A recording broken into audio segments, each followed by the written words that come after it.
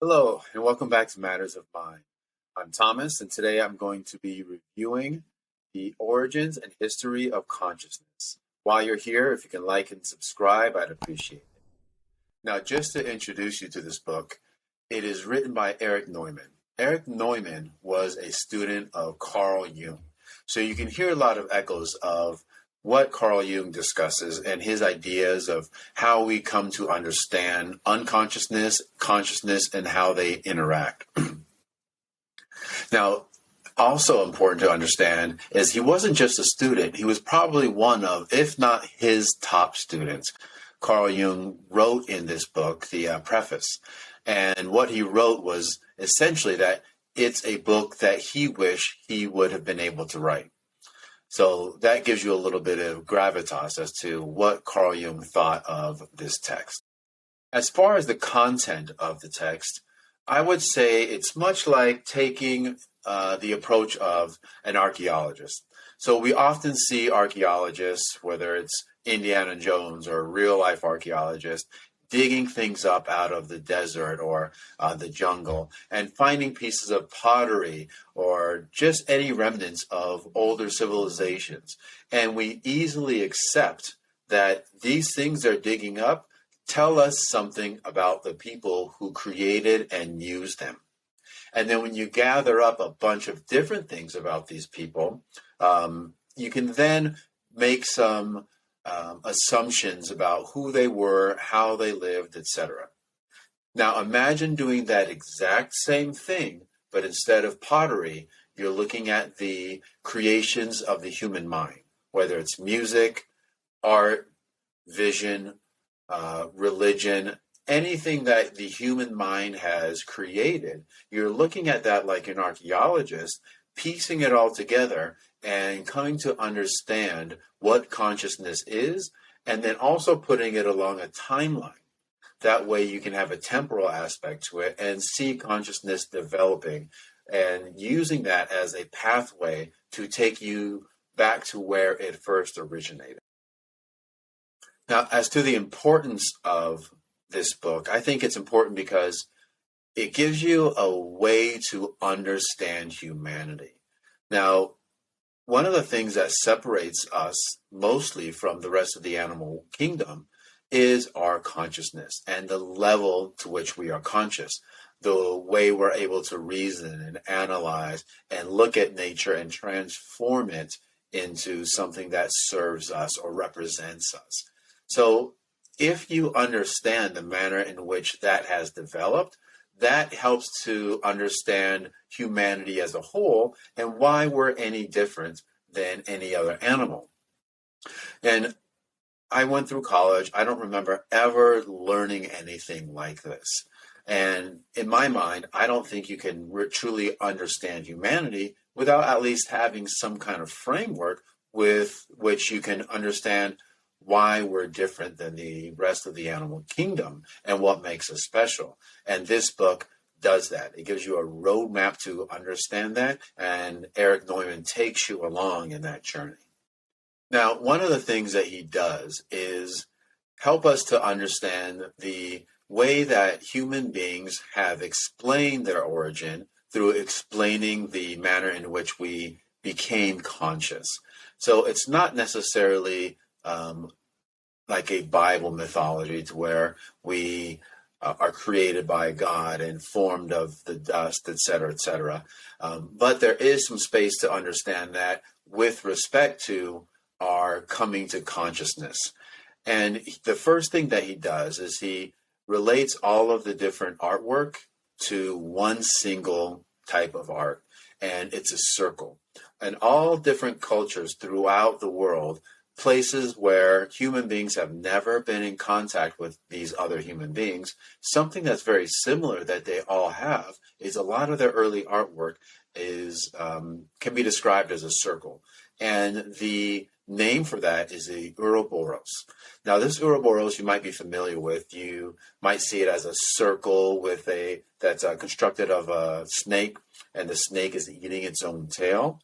You might recognize it in the yin and yang, which is actually a snake eating its own tail with two heads. So a lot of early artwork starts out with this.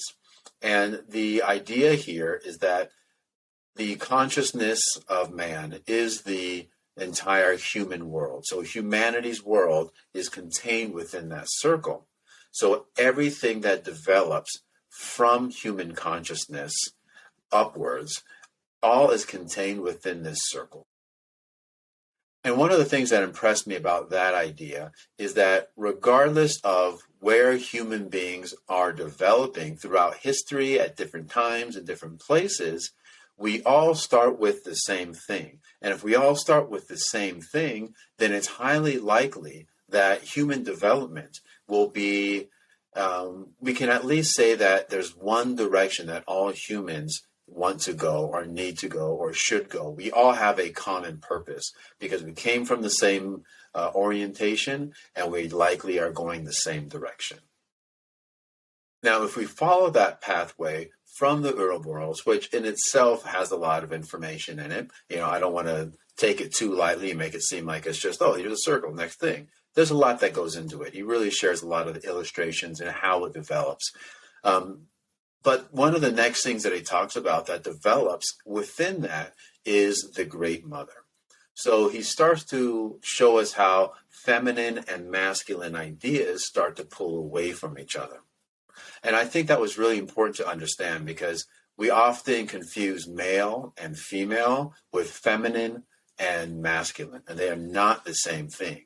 Within each male and female resides an essence that's both masculine and feminine to different degrees.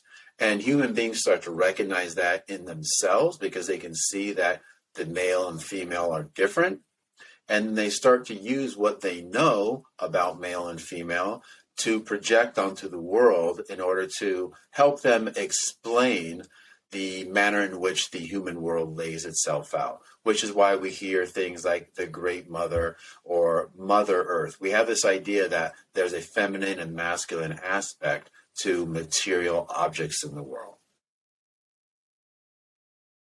So starting out, you've got the Ouroboros, which is the circle, and then within it you start to separate into masculine and feminine characterizations of things and of themselves.